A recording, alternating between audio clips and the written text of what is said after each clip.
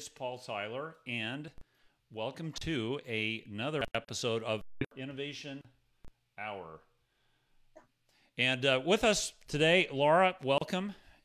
Yeah, again. It's great to be back. Great to be back. And we have a repeat visitor, Curt Gemme of Sentry, a commercial, Sentry Commercial Realty. I'm sorry. Sentry Commercial. Commercial Realty. And Curt, thanks again for coming on here. It's great to see you. Eventually, we'll do this face to face.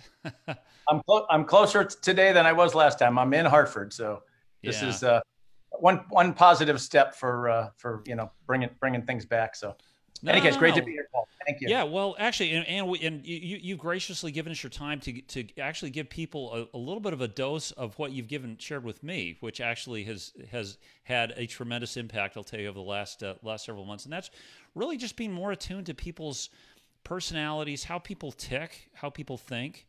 I say Laura and I, spend a lot of time with startups. We spend a lot of time with people on the inside insurance companies, and how do you make relationships happen? And Sure.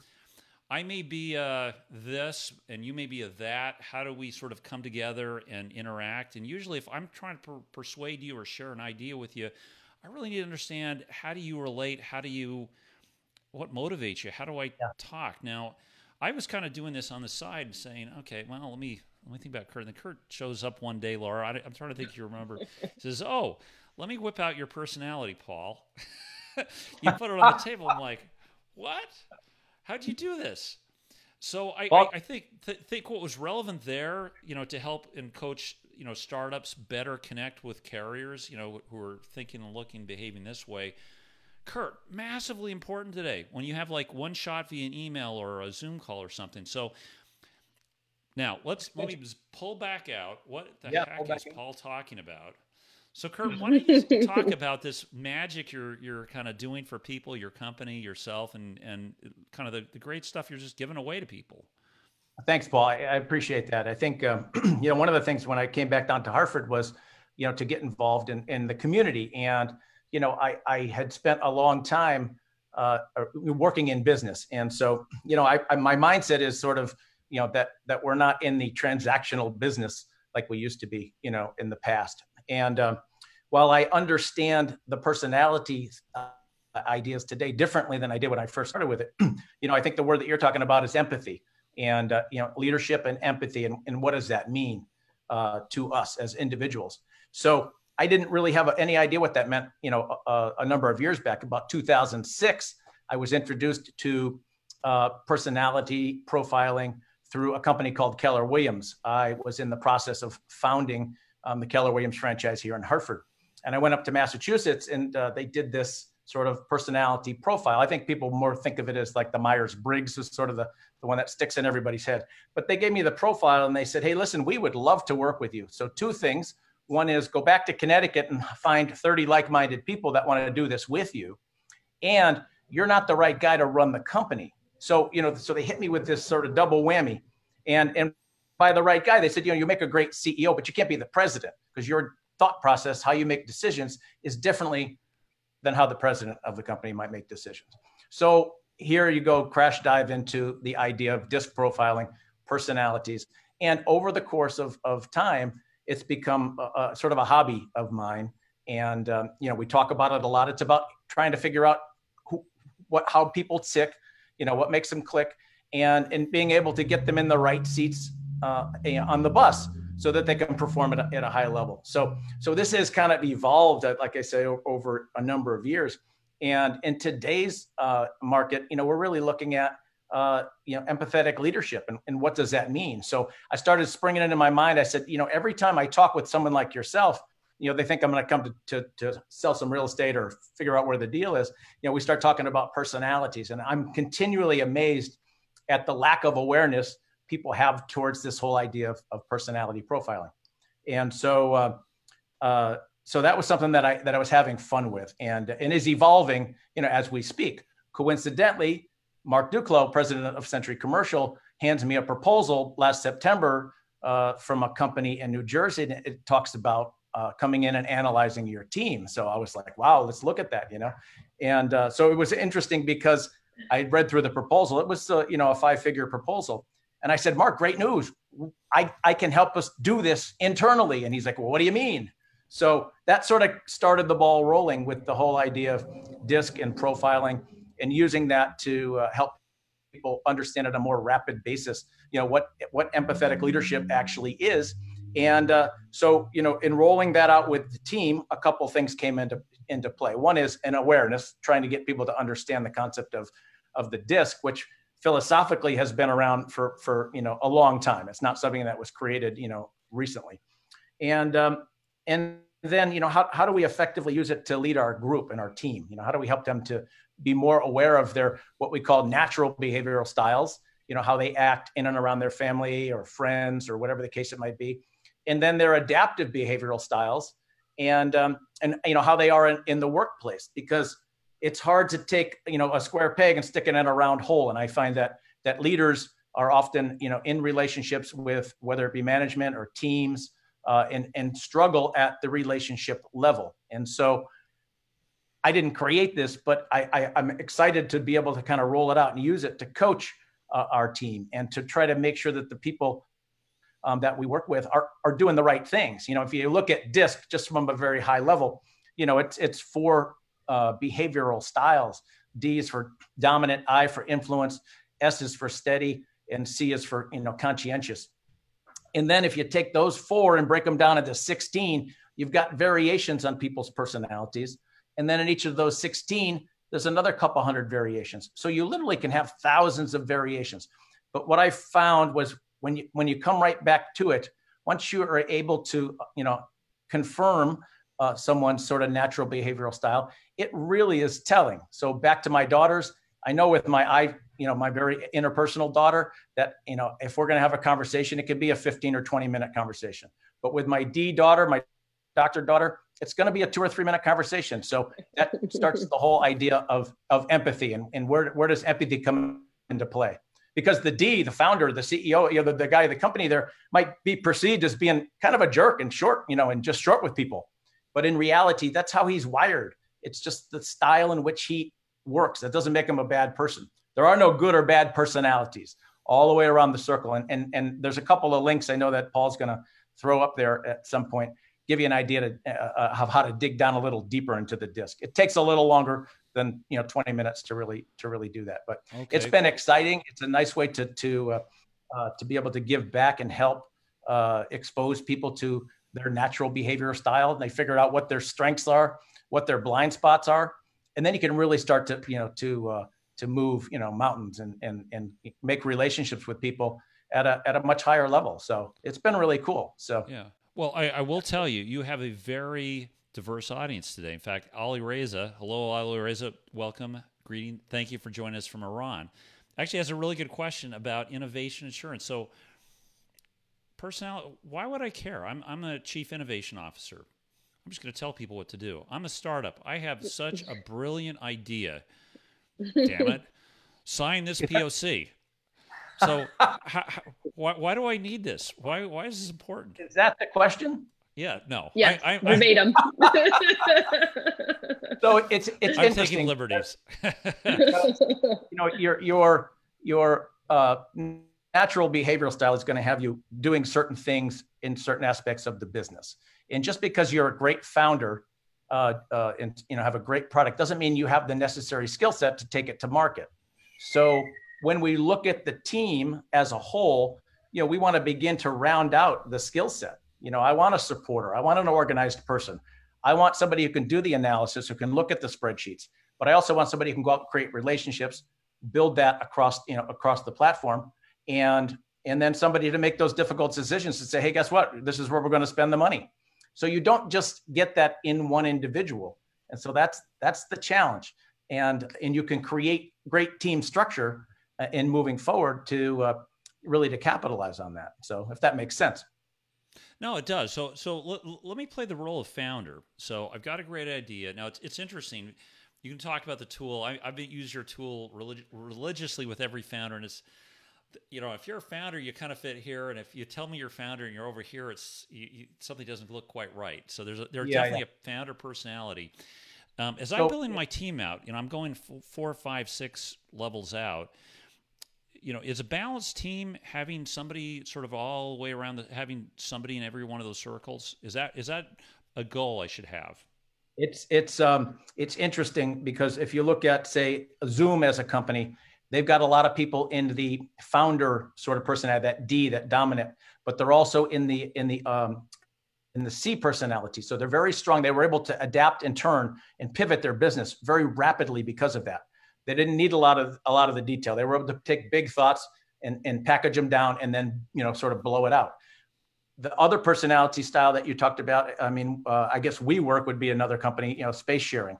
It was sort of a famous, very public case. Their CEO coming out of the company, and the board basically firing him. One of the reasons that is because he had a high I personality. He was very flamboyant, all over the place, and the board didn't sort of reel him in. So what you're talking about is balance. And so someone like yourself, I mean, I'm a ID, you're a DI. So together we bring a broader level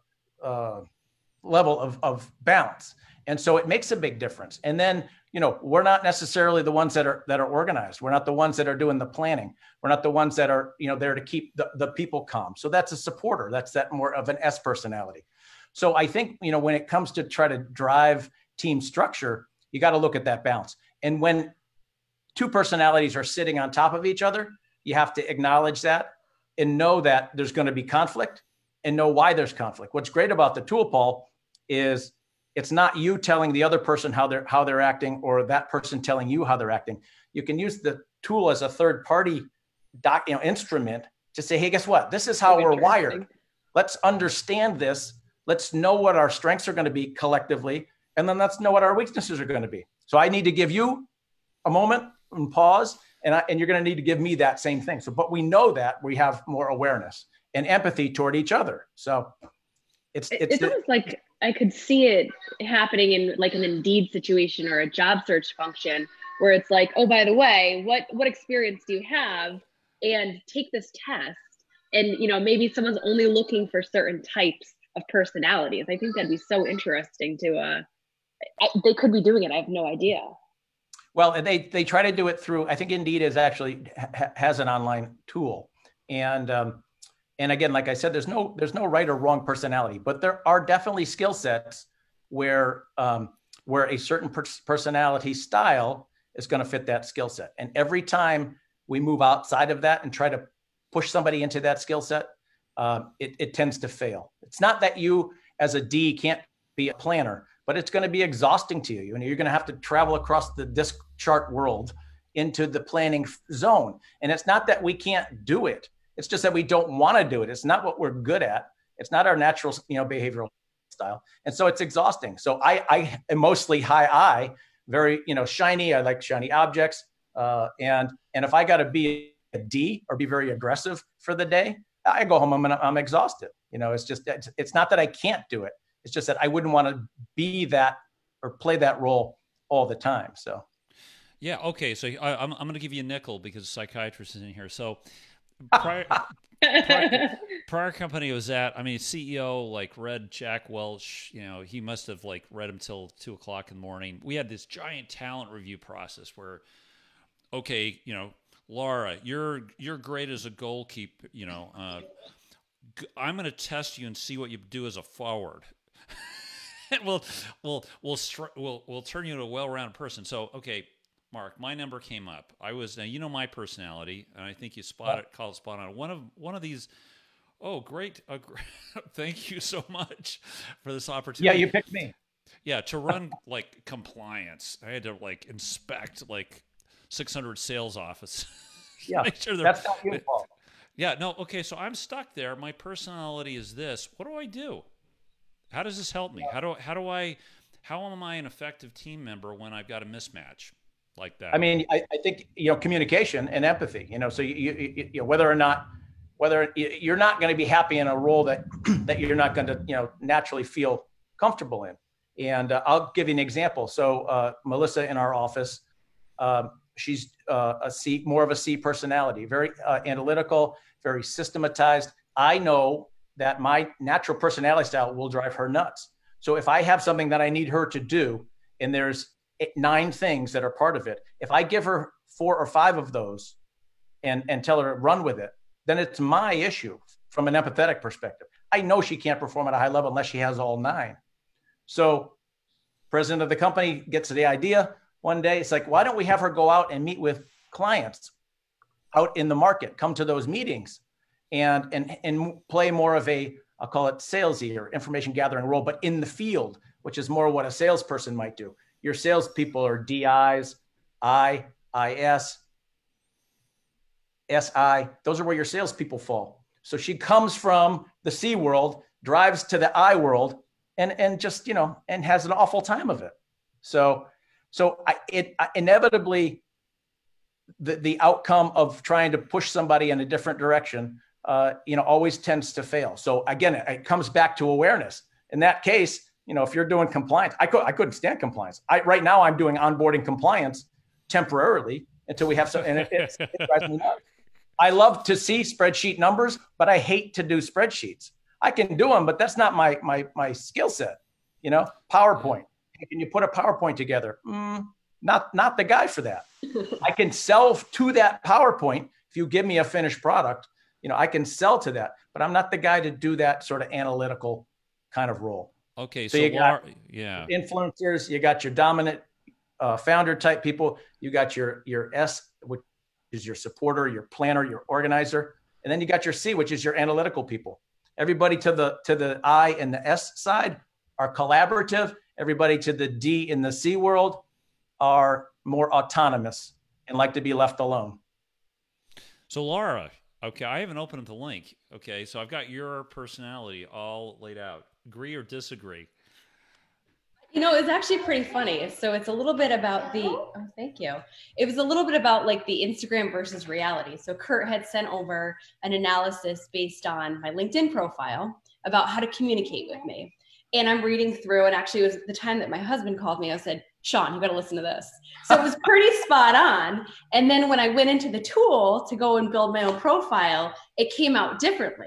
So it was interesting in that the LinkedIn piece of it was not incorrect, but it didn't take everything into account. So when I brought it up to Curt, you had a really good point. He said, that probably means that your LinkedIn profile is not completely representative of either, what I'm doing, who I am, et cetera.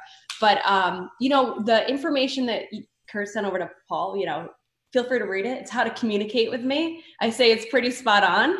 But what you may not have realized is that Curt sent to me your full personality outline. So, so it's, right or wrong. I don't know. What do you think? It's pretty spot on. It's pretty spot on. And it's funny now that I know from taking the outline online that we are very similar in personality type. It'd be curious to see how mine would compare, but I would say that it's spot on in terms of areas of strength, communication styles, et cetera. It's fascinating. Well, do you like to be micromanaged, Laura? We're going to go with a strong no. No, Laura nor I, we all have enough I in us. We can't stand micromanagement or schedules or, anything that's going to slow us down. So we run fast. We run fast. And in many instances, we got too many light bulbs going off in our heads. Yeah. It caused a little bit of chaos. So it's hard for us to stay organized. And, I try to clean my car, but inevitably I don't know where the extra garbage comes from. It never stays clean. Just not my personality. So when I go and talk to I'm going over to the Science Center today, and I'm going to talk with 25 teenagers. When I go to there today, my goal is to create awareness. And to me, once you're aware of your strengths and weaknesses, it's almost like the burden of why am I the way I am is lifted off your shoulders, and you can start recognizing your weaknesses and working them in a different way, and then accelerating on your strengths. So like Paul, you said, it's like, what do I do when I get myself in that situation? Well, you get yourself out of it, I guess. You run like hell, you delegate. No compliance. You say, I'm not the compliance guy. Yes, which is exactly what I did. There you go. It only took about a year and a half of some trips, more car rides than I have to admit. So hopefully your stint with compliance is shorter than mine. It's a short stint. It's going to be a short. It won't be a year and a half. Trust me. Well, so tell us. Okay, so we're gonna put Laura. You got links, right, to share? Pull up my personality. Tell me, Ramsey's on. Ramsey, you got to look and see what you think of this one. Tell him if we're right or wrong. Ramsey is a great guy. Founded his company. We're actually doing podcasts together on annuities of all topics. Kurt. Who's Ramsey? We don't have Ramsey Smith. Ramsey Smith. You may have met Ramsey. You may have. I'm not sure. Not sure. Yeah. So he's on listening, but. So tell us, you made an outstanding. I think I should have set this up. Free offer. Tell us what the free offer. So the idea is twofold. One is, we work and have been exposed to a lot of startups in Hartford. So I think collectively, this is something that should be available in the ecosystem. So I'm hands down ready to jump in and make that part of my Bring Hartford Back, commitment. And then secondarily, if anybody wants to click on that link, do the personality profile. Paul can share my email as well. And if you want to message me, I'll give you a 15, 20-minute consult as to the outcome of it. We can validate that it's true. And most of the time it's true. It's going to be hard bullet to swallow sometimes to hear all about yourself. But then you can do that. And we'll just do that for fun. Cause it's all about living or staying in curiosity. Because every time I meet somebody new, every relationship I create, it always leads to something else that's kind of a fantastic outcome. So build the network and build it strong is kind of my motto. And so are we running out of time? Are we got a couple minutes? We're close to lunch here. So tell us what's the best way? We'll put your email in there, LinkedIn, yes. Right? Great place to connect. You can email me. I'm going to hit on a couple of your strengths here. Okay. So Paul is likely to thrive leading a team that thinks on their feet and makes decisions with boldness. Is that a yes? That's a yes, right? Laura, tell me if it's wrong. Yeah. Work well with clear goals and the freedom to achieve them independently. Emphasis on independently. Yep, this is good. Keep it going. Paul is likely. I don't need no stinking boss. Paul is likely to struggle leading a team that avoids taking risks, even when they have a high upside, requires his approval for every decision, even the small ones, values stability and security over progress. These are the things that are going to cause you a little stress. Yeah. Provide long, detailed written reports rather than succinct ones. He's twitching right now. I like the long ones, please. Yeah. And can you give me like PowerPoint slides to go with that? You just scratch it. You just get to scratch the surface. So, at the end of the day, I think, it's about self-awareness. From a leadership standpoint, it's about empathy. And from a team building standpoint, this information is available. Sometimes it's hard to interpret. I watched a guy who did a TED Talk, and he said, you can get really good at anything if you spend 20 hours at it. 45 minutes a day for 30 days, 20 hours, you're going to be really good at it. But what he says is the first 5 hours are painful with anything new you learn. And I think, our natural instincts are show that to be true, whether you got a new computer, whether you just downloaded some software, whatever the case it might be. So, if you work through the first 5 hours on understanding DISC, it can change your world. It will really make a difference in how you work, look, and perceive the people around you, because it makes you a better person, of being more empathetic. So that's fascinating. Excellent. All right. Hey, Kurt, thanks so much. Hey, you bet. We'll have more to come here. So, Laura, who do we have next? Who do we have next on the show? Next week, we are going to do a focus on InsurTech Week.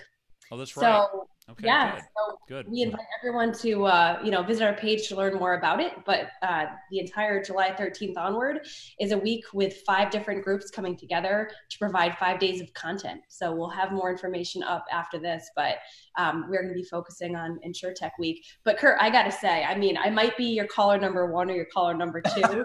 But this stuff it's fascinating. And if we had you or someone like you come and talk, at a teenage years or even, freshman in college, what an interesting difference that would make. I'll have to report back because those 25 kids filled out their profiles and I have all of them. So that's fantastic. I'm headed over there at 1:15 to do a 1 hour sort of data dump on them. You're gonna blow their mind. Well, this is great. Well, Curt, thanks, Laura, and tune in again next time. Actually, join us for our InsurTech Week. I don't know how that escaped my mind, but anyway, thanks, and stay safe. Thanks. Thank you. See you guys later.